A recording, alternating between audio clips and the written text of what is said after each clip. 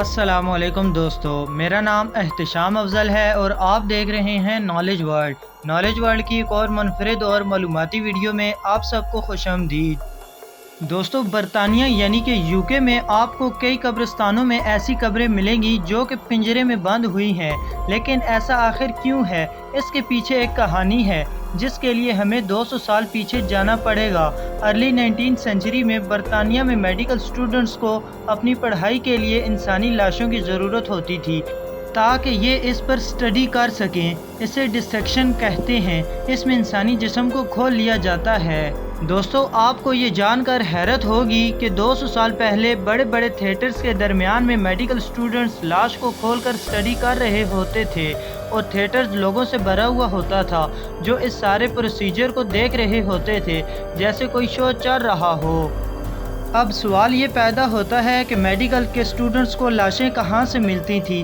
दोस्तों, उस दौर में बरतानिया में यह कानून था कि सजाए मौत के कैदियों के मरने के बाद उनकी लाशें मेडिकल स्टूडेंट्स को दे दी जाएंगी। सजाए मौत के कैदी अपनी सज़ा से ज़्यादा इस बात से डरते थे कि इनके मरने के बाद इनकी लाशों के साथ क्या हशर होगा। बहरहाल मेडिकल स्टूडेंट्स इन्हीं की लाशों को इस्तेमाल किया करते थे। लेकिन दोस्तों, मसला तब शुरू हुआ जब बरतानिया में सजाए मौत के कैदी कम होना शुरू हो गए, जिसका मतलब था कि मेडिकल स्टूडेंट्स के पास लाशें भी कम होना शुरू हो गईं, जो कि इनके लिए बहुत बड़ा मसला था। इसका हल ये निकाला गया कि बरतानिया में लाशें चोरी होने का सिलसिला शुरू हो गया। किसी के घर किसी इंसान की डेथ होती, इसकी फैमिली इस इंसान की आखिरी रसूमात अदा करते और रोते हुए इस लाश को कब्र में दफना देते। लेकिन जब ये लोग अगले दिन इसकी कब्र पर आते तो कब्र खुली हुई होती थी और लाश अंदर से गायब होती थी। दोस्तों, दरअसल कई लोग लाशों को चुराना शुरू हो गए थे। ये लोग ताज़ा कब्रें ढूंढते थे और फिर रात के अंधेरे में मुर्दे को कब्र से बाहर निकाल कर मेडिकल कॉलेजेस को भेज दिया करते थे। दोस्तों, इस काम के इन्हें अच्छे खासे पैसे मिलते थे। 200 साल पहले बरतानिया में ये एक बिजनेस बन गया था। आपको जानकर हैरत होगी कि ये इलीगल नहीं था, क्योंकि इंसान की लाश को किसी की प्रॉपर्टी समझा नहीं जाता था। इसीलिए ऐसे लोगों को गिरफ्तार करने का भी कोई फ़ायदा नहीं था, क्योंकि अदालत इनको छोड़ देती थी। पुलिस बेबस थी और कुछ नहीं कर सकती थी। दोस्तों, आप सोचें कि किसी इंसान पर क्या गुजरेगी जब इसके प्यारे की लाश अगले ही दिन कब्र से गायब हो चुकी होगी। लोग बहुत परेशान रहने लगे थे, इसीलिए इसके कुछ हल इन्होंने ढूंढे।